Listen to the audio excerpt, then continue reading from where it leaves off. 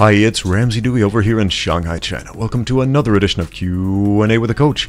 Today we have a question from our friend Dino. Dino says, like many, I've become a fan of Zhang Weili, and in watching a few other videos featuring her, I noticed that she attributes some study to traditional Chinese kung fu, taijiquan, Bagua, Zhang, and mentions Sunda in somewhat ancillary fashion.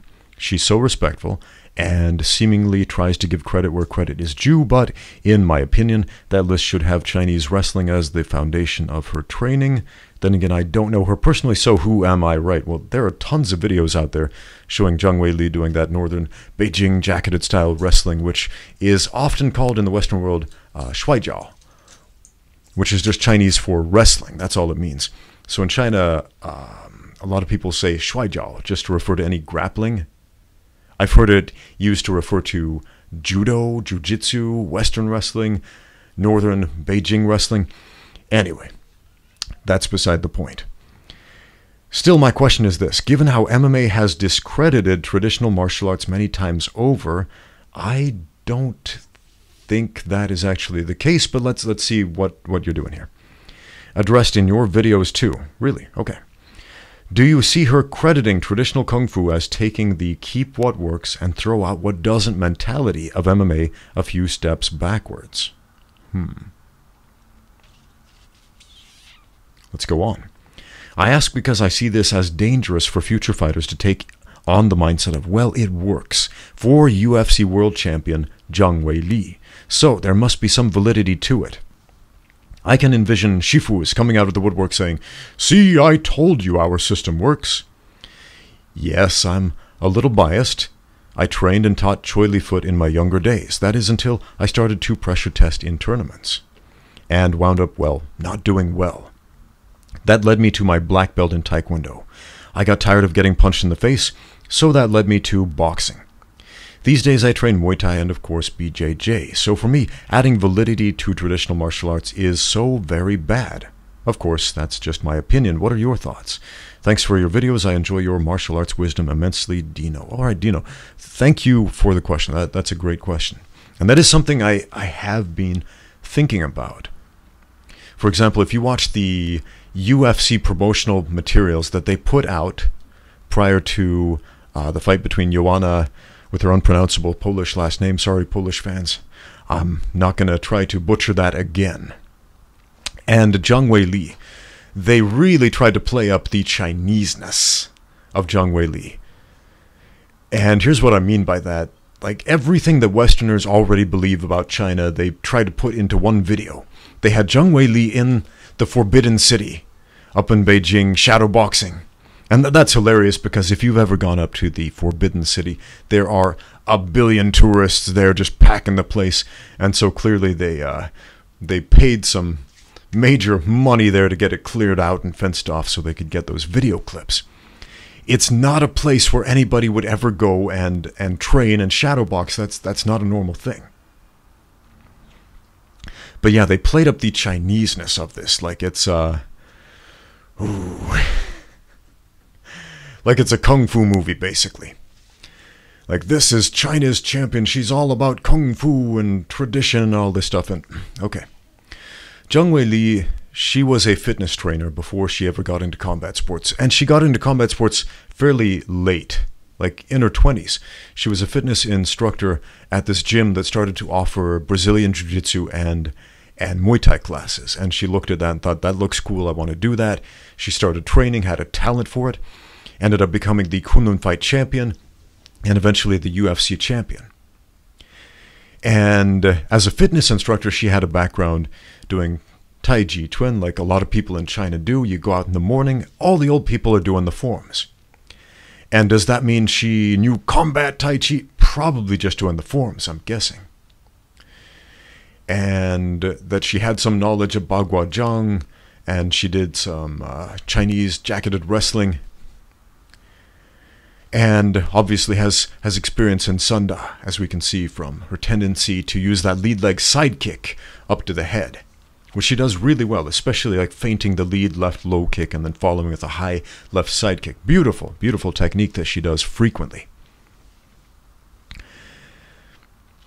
Now, what are we afraid of here? That if people see traditional Chinese martial arts touted as being the next best thing, that people are going to run out to these McDojos, basically, waste their money, be lied to, and then go out and get beat up. Okay. I think that's what it comes down to. And we see this a lot whenever the kung fu nerds of the internet, the people who don't fight, but they're getting picked on, being told, yeah, your martial art sucks. Your martial art's no good. And so they look for an example of it working, because that's way easier than learning how to fight yourself and getting punched in the face and squished on the ground a bunch of times. It's easier. And so they see a guy like Anderson Silva. There's this very popular video with millions of views, made by a guy, what was his name? Adam Willis, I think, about Anderson Silva. And it's called something like Anderson Silva Wing Chun in MMA, 8 minutes of footage, something like that. And it shows these clips from the Michael Bisping fight where Anderson Silva is kind of flailing his hands a little bit and getting punched in the face. And he shows like all of these clips of Silva just getting tagged while flailing his arms, and he's calling it Wing Chun. And then when, what's his name, Tony, 10th Planet guy, Tony, he's going to fight Khabib eventually. If this coronavirus thing ever clears up, man, it's the fight that is just cursed to never happen. Anyway, Tony, blanking on his last name, everybody knows who I'm talking about, right? Trains with a Wing Chun dummy, and at one point he had this fight where, you know, he parries a punch and boom, clips his opponent with an elbow, and all the Wing Chun nerds are like, oh, that's something from a Wing Chun form, and he trains on the Wing Chun dummy, and so everything I've ever done in my school is validated, and all that emotional capital that I put into my Wing Chun training is now validated. Do you know what the sunk cost fallacy is? The idea that if we sink a bunch of capital into something, that we just have to keep sinking more capital into that, and then it's going to pay off. Like gambling addicts when they go to Vegas, and they go to a slot machine and put $100 into that thing, and they just keep feeding that same machine because eventually it's got to pay out, right? We see that same thing with martial arts. There are all these martial arts styles, all these martial arts schools that don't teach you how to fight. And people who want to know how to fight, maybe, or they think they do, they go to these and they feel like, well, I've never actually sparred, I've never actually fought, but I want to believe that what I have done has meaning. And so they look to validate that, and they sink more time and money and emotional capital into this idea that if I keep going back, then I will get my validation.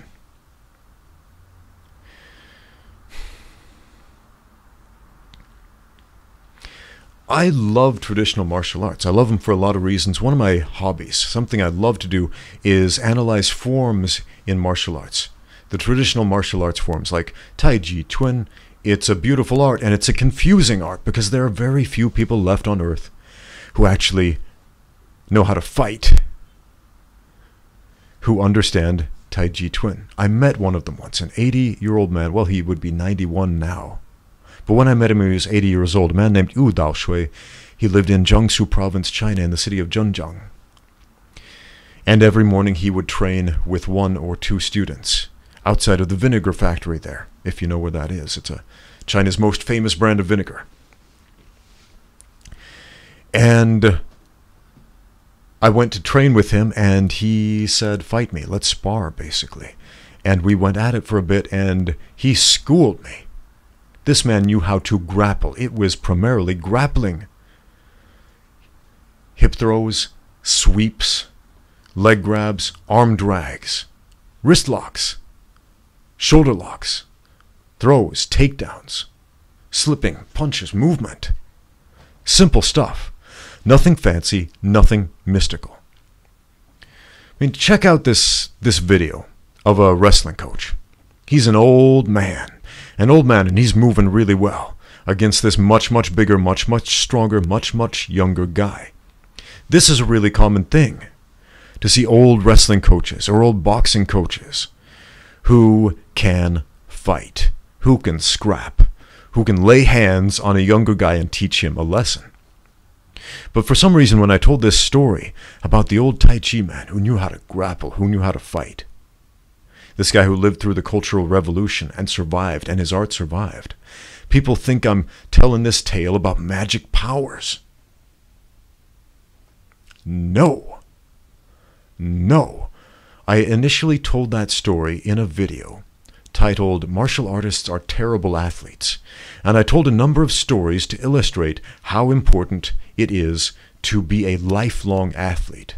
Stories about training with a strong man, like a strongman powerlifter type of guy, and how with very little training he was able to squash people with years of training under their belts. And the story about this old man who had maintained a high level of fitness and strength and health throughout his life, to the point he was able to do gymnastics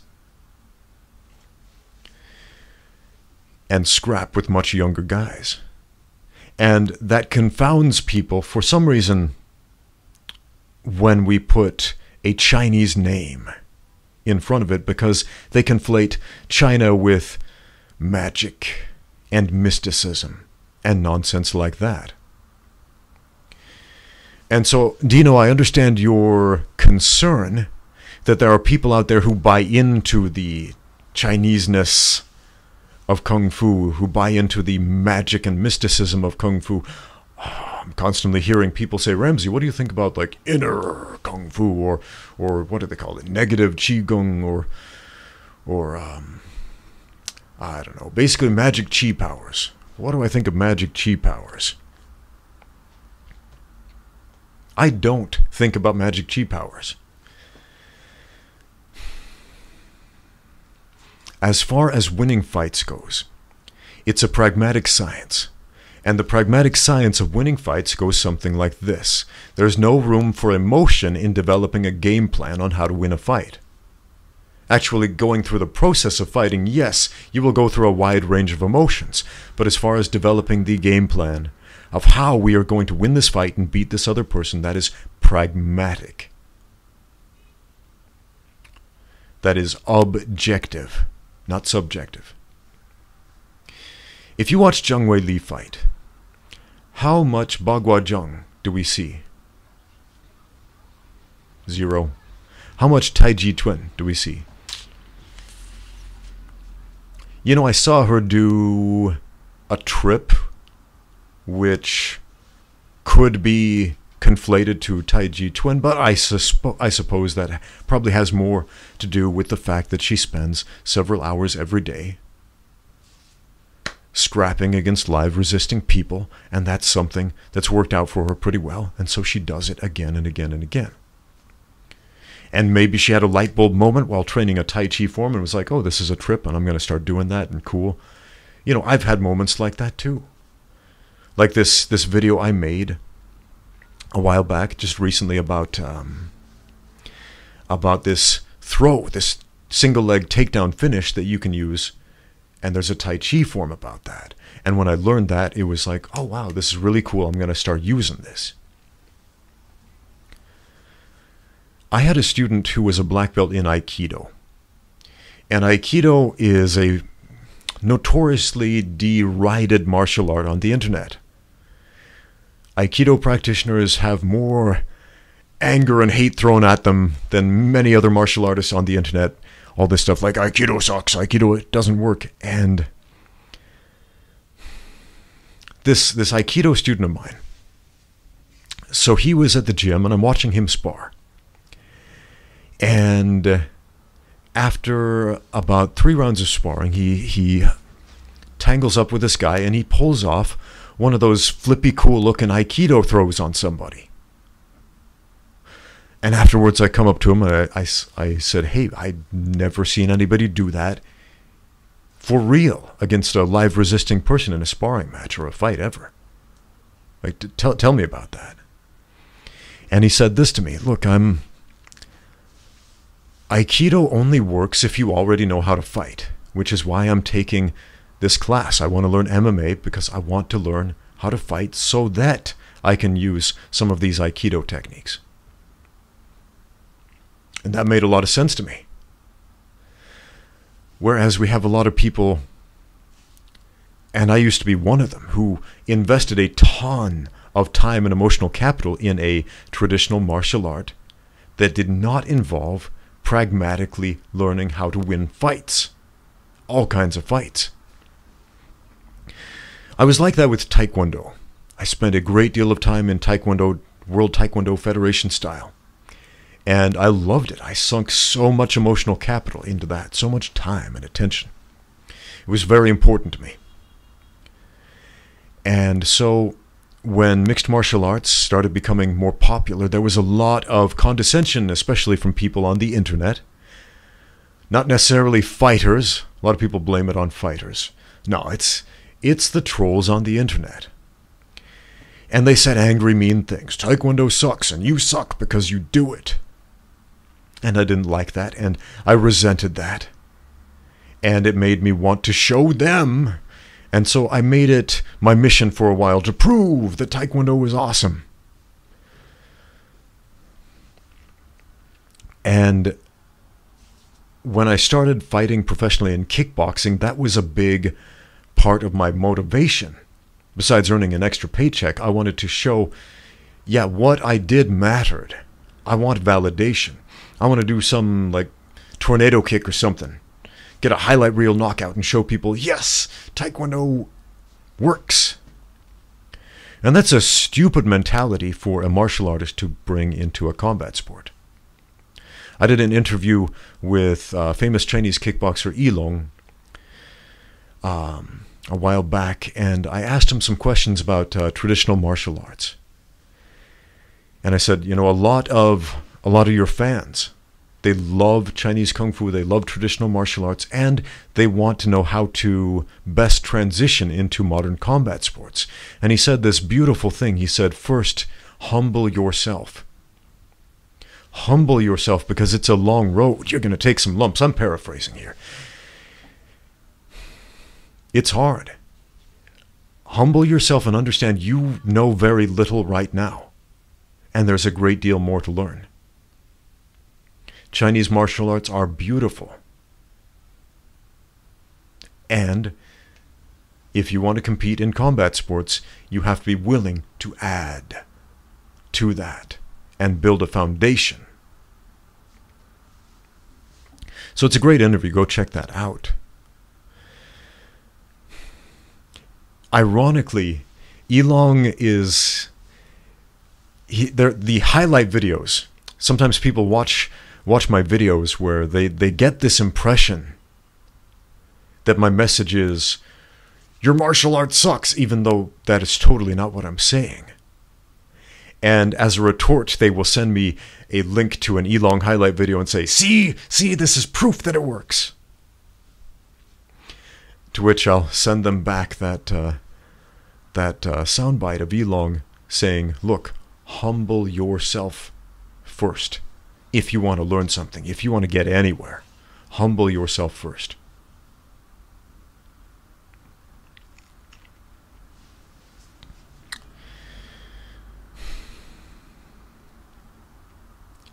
Is it dangerous for the UFC and anyone else to emphasize the Chineseness of Zhang Weili's training? To imply that it was because of these traditional Chinese martial arts that she has done, and not, you know, all the physical conditioning that has nothing to do with that, all the Thai boxing, all the Sanda, all of the wrestling, all the Jiu-Jitsu, all of the MMA specific, sport specific training that has nothing to do with that. Is that dangerous? Maybe and maybe not. It is and it isn't. And here's why. The people I think that is going to affect the most are young kids. Young kids who are impressionable. And they will think, oh, Zhang Weili, the world champion, she does Kung Fu, so I want to do Kung Fu too. So what are they going to do? They're going to go sign up for a Kung Fu school. And they're going to go on this journey. and they're going to feel like they're learning something valid. Maybe they'll get picked on at school. They'll get in a fight. They'll have a rude awakening, and maybe they'll realize, hey, I don't have all the answers. I didn't get all the answers from this kung fu school. Where can I get them from? And so they'll open up their minds and keep looking. Or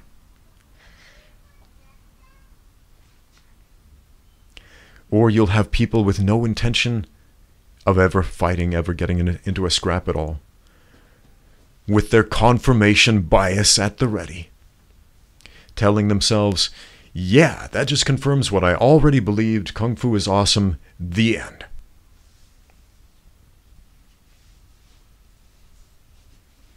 Kung Fu is awesome. I enjoy it. Bagua Zhang is a super interesting martial art. And if that's all you ever do, if you train at a typical school that teaches the art of Bagua Zhang, you probably won't develop to the point where you can experience any consistent success in a cage fight. But I had a student who was a practitioner of Bagua Zhang and Qin Yi and taijiquan, all these Chinese martial arts. He was from Japan. And I made a few videos with him, and if you watch from the outside, if you watch the sparring from the outside, it doesn't look like anything special. And that's generally the case when fighting or sparring somebody who is really good at an esoteric skill set. They're not doing anything big or fancy. They're doing something subtle that makes it quite difficult to land your punch, which is frustrating to the fans because they might start screaming, if I was in there, I'd punch him in the face. You suck. And my student Linji, the Bagua Zhang practitioner, he showed me a few things about the hand fighting and the movement and the angles, and these things started to click. If that was my first experience with martial arts, that would have been confusing. It would have lost me.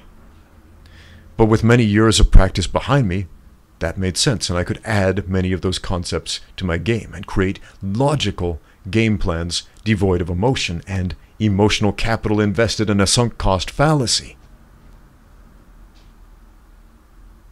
Same thing with Tai Chi. I had that experience where I trained with this Tai Chi master who was really good at fighting and had a lot to offer, and I learned from him. If that was my first experience with martial arts, I probably would have thought this guy is magical.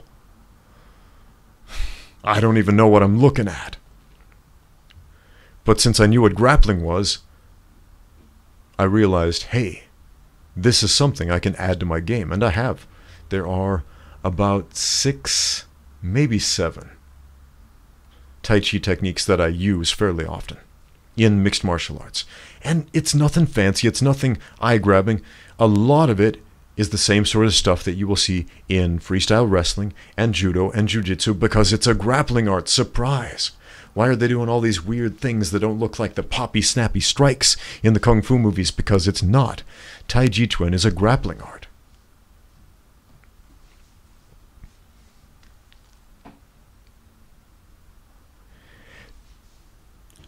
About 9 years ago, UFC did an event in Japan. Was it 9 or 10? I don't remember. Anyway, I was here in Shanghai watching it with some friends of mine.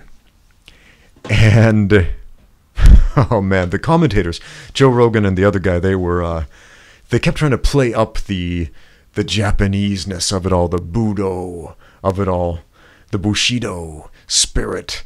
Like every 5 minutes they would say something like, we're here in the land of the samurai and the ninjas and dragons and tradition and pagodas and whatever. It was hilarious, man. It was hilarious, especially after having lived in Asia for a while.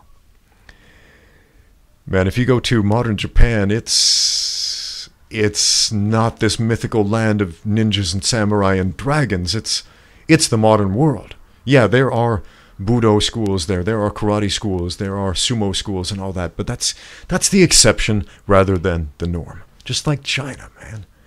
Here in China, it's not kung fu schools on every street. It's not everybody was kung fu fighting. You got to look really, really hard to find a kung fu school. And you've got to look even harder to find a kung fu teacher that actually knows how to fight and can teach you anything about fighting. so much of that knowledge was lost. And a lot of people are trying to pick up the pieces. A lot of people are trying to save Kung Fu. And from a historical, archaeological standpoint, that's awesome. I'm all about that, yeah. Let's preserve knowledge. Let's not forget. Let's try to remember as much as we can.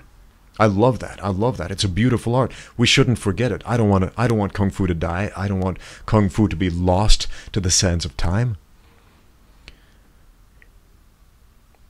And at the same time, I don't want people deluding themselves any more than you do. So what is more effective? Trying to pick up the pieces and glean a little something here and a little something there that maybe we can add to our fight game plan, or sit down and create a real game plan about how to win a cage fight by studying the art of cage fighting. Remember, MMA is its own sport. A lot of people ask me constantly, Ramsey, what styles should I train in order to be competitive in the sport of MMA? How about train for the sport of MMA? It is shocking to me how few people who train at MMA schools have never actually done MMA sparring. You know, put on a pair of grappling gloves with the open hands and participated in a sparring session where you can grapple and strike, where you can fight on the ground and fight standing up and work your takedowns and your clinch work and all this other stuff. So many of them have never ever done that once. A lot of people have gone through entire fighting careers without ever sparring for the sport of MMA. And that's shocking. It's shocking to me.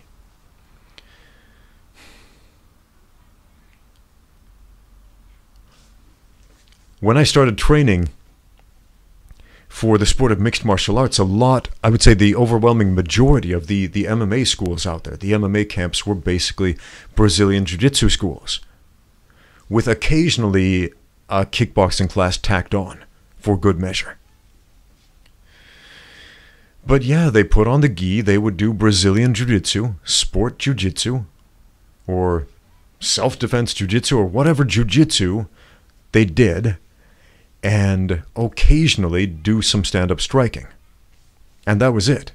And they would never, ever even think about doing MMA sparring. If the subject came up, it was always some excuse like, well, that's too dangerous. And with a background like that, they would say, go into a cage fight. And so what happened? Well, because of that training tendency, a lot of those fights would immediately turn into jiu-jitsu matches with a couple of punches. And that was pretty normal for the sport of MMA back then. And you watch it now, what do we see? We see a lot more striking. People had this epiphany, wait, all fights start on the feet. We don't have to go to the ground. We can cross-train and learn how to strike and keep the fight on the feet if that's where we want to do it. And this can be a really, really dynamic and interesting combat sport in all ranges of combat if we just train it that way. Nobody goes into a soccer game training for baseball. Nobody trains for the sport of swimming in order to be the best ping pong player. What do? We train for that specific sport, right? But when you know how to fight, when you have a competent skill set behind you, yeah, you can dabble in these other things. You can look. You can see, hey, Tai Chi has this cool throw that I want to learn. I'm going to integrate that into what I already know. Hey, Bagua Zhang has this cool hand fighting technique that I want to use to parry a punch and counter. I'm going to integrate that. Hey, Aikido has this wrist lock that I think I can get to work because I already have this basis for hand fighting and trapping and clinch fighting and avoiding strikes, so I'm going to try that. And how about that? Some of that stuff works when you have already done the groundwork. As long as we understand that work works in a fight, not styles. Styles don't work for you. Styles don't fight for you. Styles don't win fights. Work works in a fight. Then we're good. If we understand that, we're golden.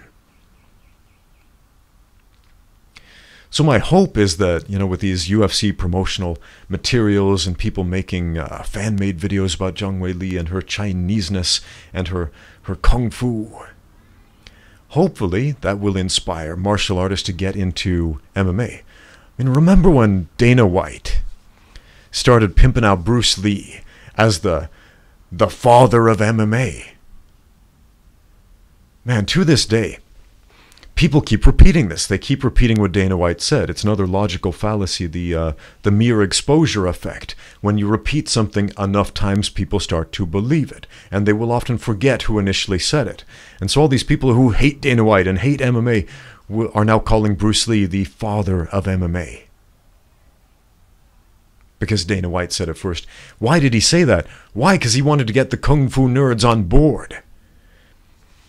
Because back then, the audience for UFC was limited. Traditional martial artists weren't having it because they were getting poked fun of on the internet. People saying, Taekwondo sucks, Kung Fu sucks, your style sucks. You can't play with us, basically. And Dana White said, no, look. Let's get them all on board by saying, look, Bruce Lee, this icon that is universally respected among basically all traditional martial artists, he's the father of this sport. And they got Shannon Lee to do this interview with him and say a few things to that effect. And people bought it hook, line, and sinker. They loved it. They loved that idea. Oh, Bruce Lee is the father of MMA, therefore traditional martial arts is the progenitor of this thing. And so we can all get along. We can all play together. We can all participate. We can all be part of the family.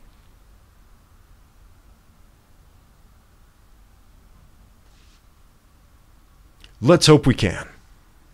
Thanks for watching. Now get out there and train.